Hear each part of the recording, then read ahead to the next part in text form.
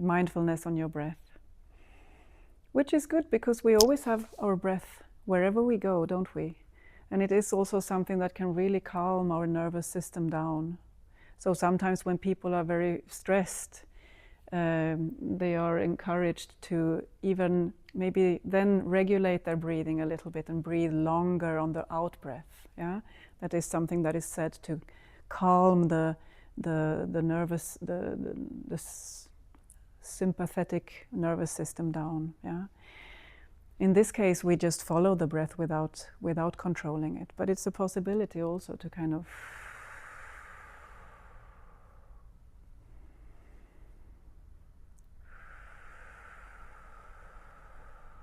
as you notice, I breathe a little bit shorter in and longer out. That's really a good way of, if you notice I am on alert, and I shouldn't be.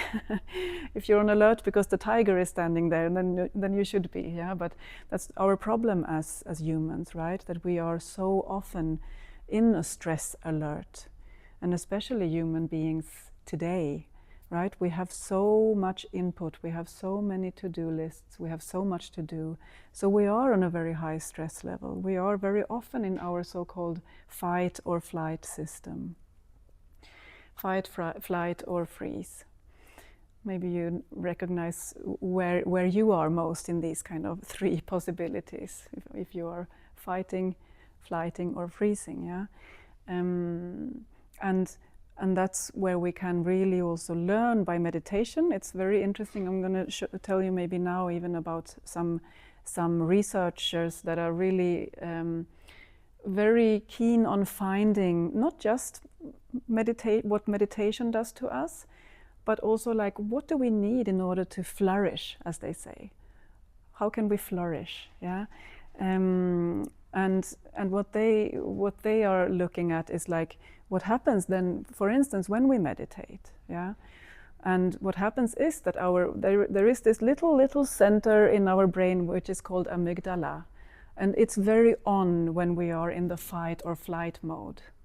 So it's very active because it kind of tries to prevent us from dangers. Yeah, it's just that the dangers that we have today are not really the kinds of dangers that our brain was built for many years ago.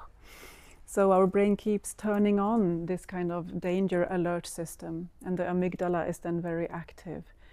But what they've shown in Meditators, and it's really amazing that they show even after a very short period of meditation.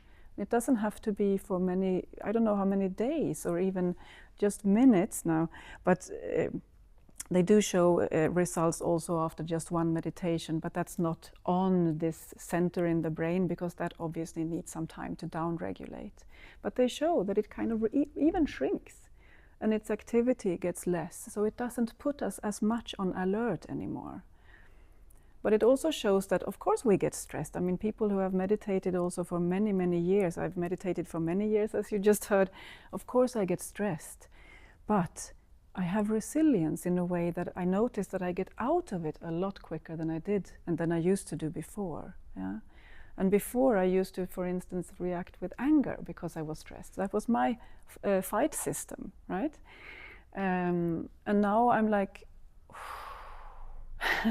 it's a lot easier at least to just kind of bring myself down again without causing too much damage.